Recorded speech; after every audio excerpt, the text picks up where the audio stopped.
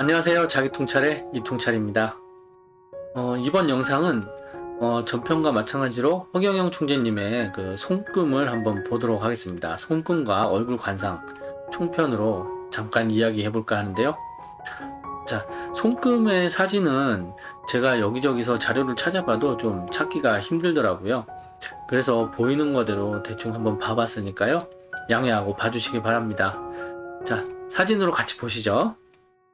자, 우선 가장 먼저 손 모양을 좀 보시게 되면요, 시작과 끝이 이렇게 일자를 그리고 있죠. 다들 일자를 그리고 있습니다. 이렇게 일자를 그리고 있을 때는 방형의 손이라고 합니다.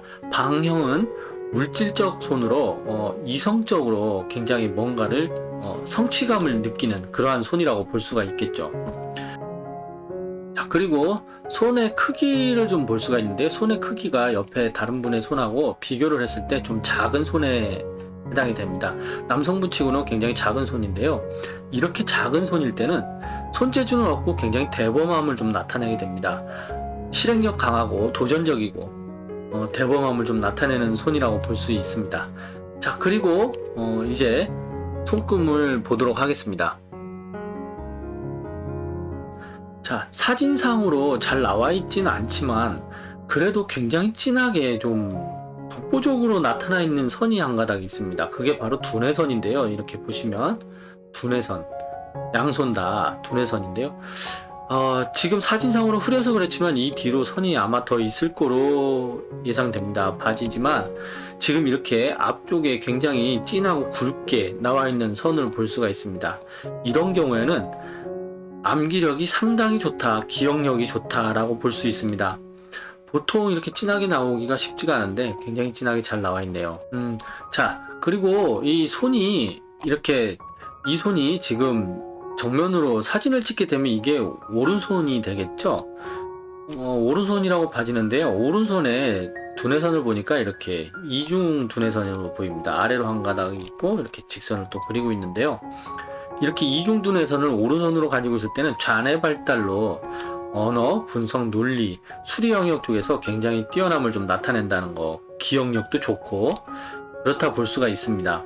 자, 두뇌선으로 이렇게 봤을 때는 굉장히 건실하고 의지 강하고 결단력 있고 지혜로운 사람으로 비춰지네요. 그 다음 이제 감정선을 좀 볼 수가 있는데요.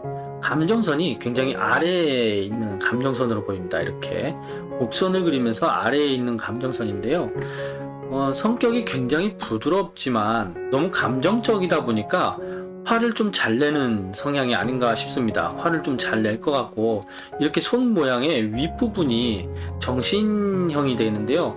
감정선이 이렇게 아래로 향하면 향할수록 감정적으로 사람이 대처하기가 쉽다라고 볼 수가 있습니다. 감정선은 길고 예리하게 잘 나왔는데 부드러운 감정선이지만 아래로 너무 치우쳐 있어서 감정적으로 화를 좀 잘 내겠다 라고 볼 수가 있겠습니다.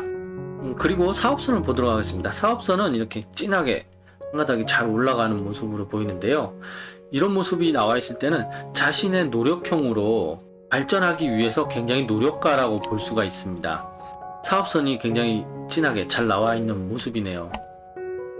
자, 이 전체적으로 얼굴 관상과 손금을 봤을 때는 의지력이 굉장히 강하고 고집도 황소고집에 좀 환경에서 오는 문제점에 대해서 절대 굴복하지 않는 도전정신도 굉장히 투철하고 상당한 성향을 좀 가지신 분이 아닌가 싶은 생각이 좀 듭니다. 나이에 비해서 이렇게 머리숱도 굉장히 좀 많이 있는데요. 머리숱이 이렇게 많을 때는 나이에 맞지 않게 좀 혈기왕성하다라고도 볼 수 있습니다. 그래서 그런 걸까요? 이 단 하나를 좀 단점을 보자면 눈썹꼬리가 이렇게 처첩궁, 부부궁이죠. 부부궁을 누르고 있고 눈 아랫부분이 이렇게 약간 붉은 기운이 돌고 있는데요. 이런 경우에는 약간 도화살이 좀 껴있다라고 볼 수가 있습니다. 이성관계에서 순환이 좀 많아 보이는데요. 방송 기사들 봐도 늘 여자로 인해서 좀 구설수에 많이 오르내리고 그러지 않나요? 저도 그런 부분에 대해서는 좀 탐탁지도 않고 화가 좀 많이 날 때가 있는데요. 남자 대 남자로서 좀 사내답게 좀 대처했으면 좋겠다라는 생각이 듭니다. 저는 이분의 관상을 봐서는 정말 뭐 믿을 만한 사람인지 아닌가 하다가도 그걸로 인해서 좀 자신의 신뢰를 많이 떨어뜨리는 것이 아닌가 하는 생각이 듭니다. 자, 아무튼 이렇게 홍경영 총재님의 관상과 손금을 간략하게 좀 봐봤습니다. 아무쪼록 잘 봐주셨으면 좋겠고, 영상 끝까지 봐주셔서 감사하고, 좋아요와 구독은 무료라는 거 잊지 마시고 꼭 좀 눌러주세요. 다음 영상에서 찾아뵙겠습니다. 감사합니다.